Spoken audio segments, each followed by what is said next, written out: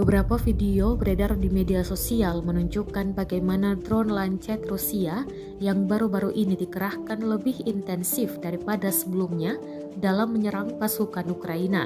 Antara lain, drone Kamikze menghancurkan artileri, tank, sistem pertahanan udara, bahkan kapal Ukraina.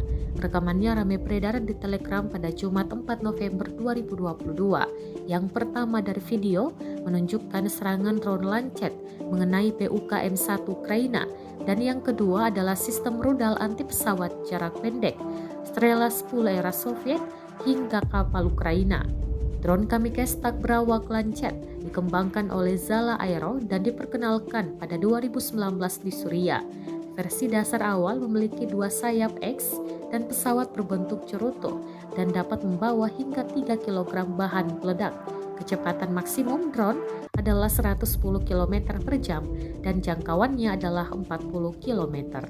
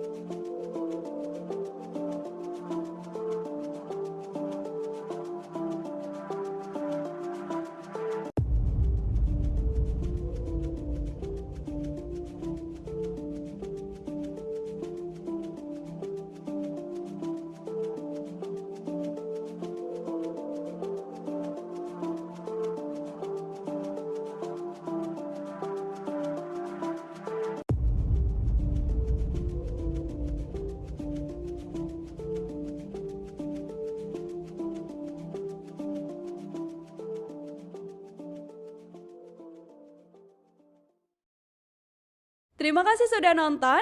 Jangan lupa like, subscribe, dan share ya.